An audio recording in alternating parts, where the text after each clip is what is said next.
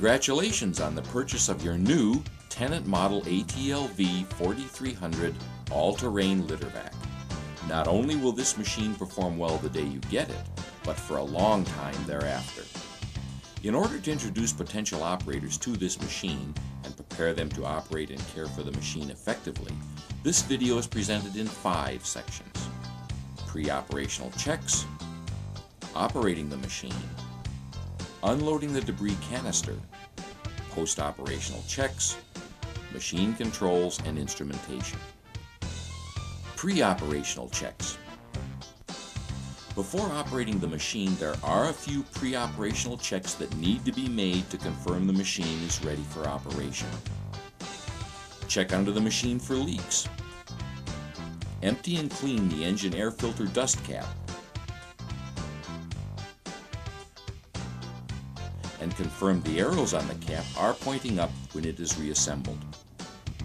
Check the engine oil level. If low, add enough engine oil to bring the level up to the full mark. Check the coolant level in the overflow reservoir.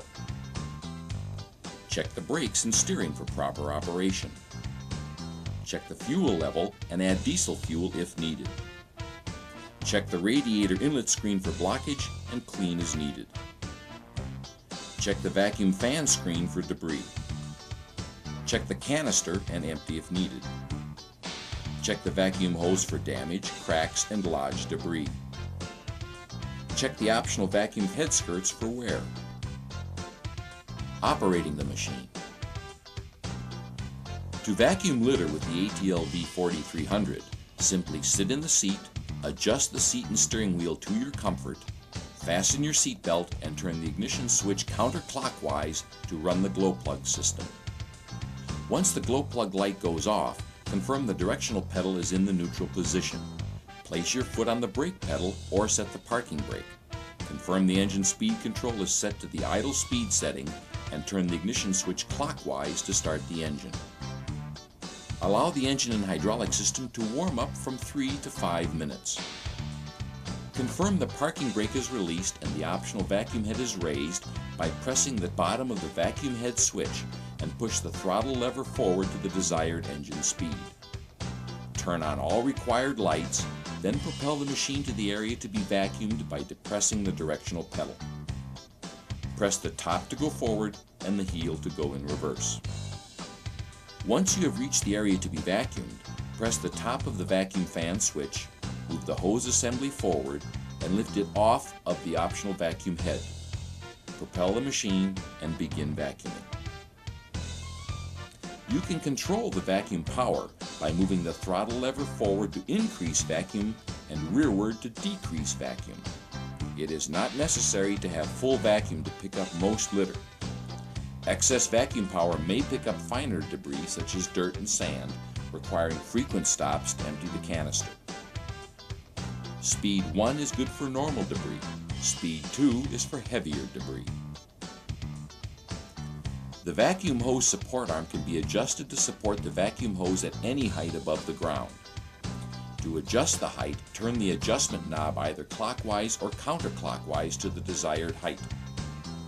As the ATLV 4300 uses airflow to pick up debris, keep the hose a few inches off of the ground to prevent blocking the airflow. While vacuuming, avoid debris that may plug the vacuum hose, such as tree branches, wire, and large debris. Also avoid vacuuming water and flammable debris. For safety, slow down before turning. Avoid turning the steering wheel sharply when the machine is in motion, except in emergencies. You should always check the rearview mirrors and behind the canister when propelling in reverse. If you are using the vacuum head option, press the top of the vacuum head switch to lower the vacuum head. Once the head is in the lowered position, you can adjust the vacuum head clearance height for the optimum performance using the head adjustment knob. As a starting point, the rear skirt should roll out about 1/2 inch on a hard surface. When vacuuming heavier debris, try to move the machine over the debris near the hose where the vacuum is strongest. For safety, always operate the machine slowly and carefully on inclines. The machine is capable of propelling over a curb up to 7 inches tall. When climbing or descending a curb, you should approach the curb at a 45-degree angle. Please refer to the operator's manual for safe operational instructions and the maintenance section of the manual for required maintenance functions. To stop vacuuming, press the bottom of the vacuum fan switch to turn off the vacuum fan system. Press the bottom of the vacuum head switch to raise the optional vacuum head. Reduce the engine speed and propel the machine to the unloading area.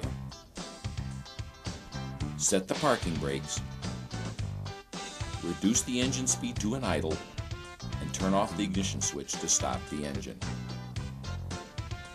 Unloading the debris canister. Release the canister cover latches and raise the cover. While wearing gloves, pull rearward on the canister until the tilt bracket holds it in the bag tying position. Remove the canister bag liners and place them upside down near the machine. Now tie off the debris bags. Next, pull the canister rearward until it is held in the bag removal position by the canister cables, and remove and discard the full debris bags. To install the new debris bags, place the new bags over the bag liners, place them in the canister opening, and fold the excess bag over the edges of the canister.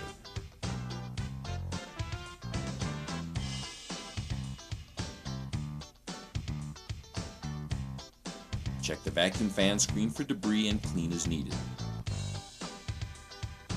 Close the cover and secure the latches. Post-operational checks. Check the vacuum hose for cracks, wear, or large debris lodged in the vacuum hose. Check the optional vacuum head skirts for damage and wear. Check under the machine for leaks. Machine controls and instrumentation. The steering wheel controls the machine's direction. The machine is very responsive to the steering wheel movements. The steering wheel tilt lever is used to adjust the angle of the steering wheel. To tilt the steering wheel, pull the lever straight out. Position the steering wheel at the desired angle, then release the lever. The ignition switch starts and stops the engine with a key. To use the preheat function, turn the key counterclockwise. The glow plug light will come on. When the glow plug light goes out, the engine is ready to start. To start the engine, turn the key all the way clockwise. To stop the engine, turn the key counterclockwise. The optional turn signal lever is used to activate the turn signal lights when turning. To turn the right signal on, push the lever up. To turn the left signal on, push the lever all the way down. To turn the signal off, return the lever to the middle position. To turn the four-way flashers on, pull out the knob. To turn them off, move the signal lever and return it to the center position. The vacuum fan switch controls the machine's vacuum fan. To turn the vacuum on, press the top of the switch. To turn the vacuum off, press the bottom of the switch. The vacuum head switch raises and lowers the optional vacuum head that mounts under the front end of the machine. To raise the vacuum head, press the bottom of the switch. To lower the vacuum head, press the top of the switch. The fuel level gauge indicates how much fuel is left in the fuel tank. The hour meter records the number of hours the machine has been operated. The hour meter displays the number of hours in tenths of an hour. Use this information to determine machine maintenance intervals. The engine temperature light comes on when the temperature of the engine coolant is more than 113 degrees Celsius, 235 degrees Fahrenheit. If the light comes on, stop operating the machine. Locate the problem and have it corrected. The engine oil pressure light comes on when the engine oil pressure falls below 40 kPa or 5 psi. If the light comes on, stop operating the machine. Locate the problem and have it corrected. The charging system light comes on when the alternator is not operating within normal range, 13.5 to 14.5 volts. If the light comes on, stop operating the machine, locate the problem, and have it corrected. The optional thermosentry warning light comes on when the thermosentry senses that there is excessive heat in the canister, possibly from a fire. The thermosentry will also shut off the vacuum fan. If this happens, stop the machine and eliminate the source of heat.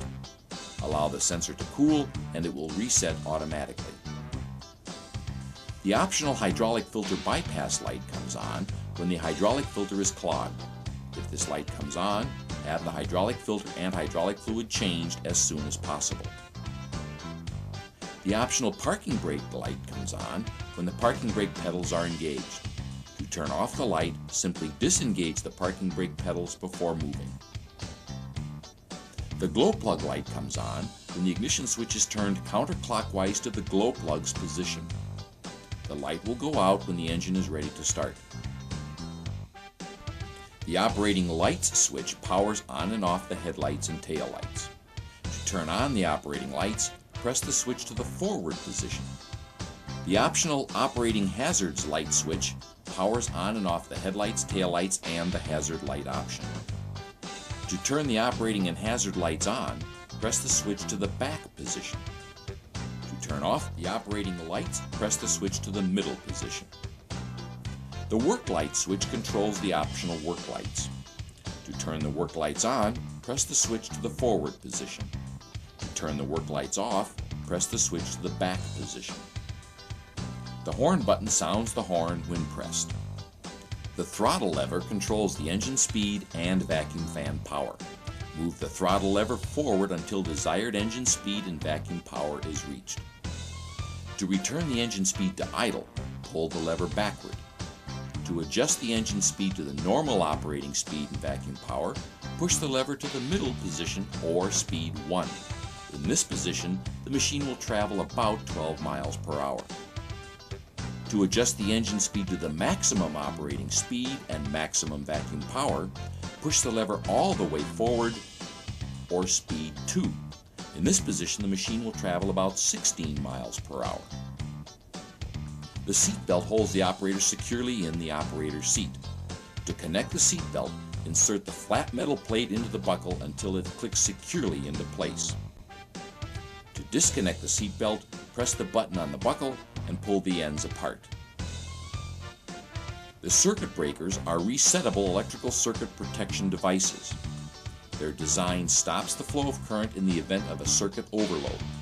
Once a circuit breaker is tripped, it must be reset manually. To reset, press the reset button after the breaker has cooled down. If the circuit breaker trips again, contact qualified service personnel. The brake pedals slow down and stop the machine. Each pedal operates its own rear brake independently. The operator can use the brakes to remove the machine from a stuck position. If a tire is slipping or unable to make contact with the driving surface, simply press on that tire's brake pedal while slowly pressing on the propelling pedal. This will divert the power to the opposite tire, helping to move the machine from its position. The parking brake pedals set and release the brake pedals. To set the parking brakes, press each brake pedal down and set the parking brake by pressing the parking brake pedal with the toe portion of your foot. Always set both parking brake pedals when parking the machine. To release the parking brakes, press on each of the brake pedals to unlock the parking brake pedals. The directional pedal controls the direction of travel and the propelling speed of the machine. You can change the speed of the machine with the pressure of your foot on the pedal. The harder you press the pedal, the faster the machine travels. To propel forward, press the top of the directional pedal with the toe of your foot. To propel in reverse, press the bottom of the pedal down with the heel of the foot. Take your foot off the directional pedal and it will return to the neutral position. The operator seat is a fixed back style with a forward-backward adjustment. To adjust the seat position, push the lever to the left, slide the seat backward or forward to the desired position, and release the lever. The vacuum wand handle is used to control the intake end of the vacuum hose. The vacuum wand can be positioned on either side of the machine. The vacuum wand handle is adjustable and can be positioned at any height on the vacuum wand. To adjust the vacuum wand handle, loosen the screws on either end of the wand handle, position the handle to the desired height, and tighten the screws. The vacuum hose support arm is a gas cylinder supported arm that holds the vacuum hose at any adjustable height above the ground. To adjust arm height, turn the adjustment knob clockwise or counterclockwise to adjust the gas cylinders, and raise or lower the hose to the preferred height. If the machine is equipped with the optional vacuum head, there is a vacuum head adjustment knob that controls the downstop for the ground clearance height on the lowered vacuum head. To raise the vacuum head adjustment, turn the knob counterclockwise. To lower the vacuum head adjustment, turn the knob clockwise. The rear view mirrors are used by the machine operator to keep an eye on the area behind the machine that is not in the standard field of vision.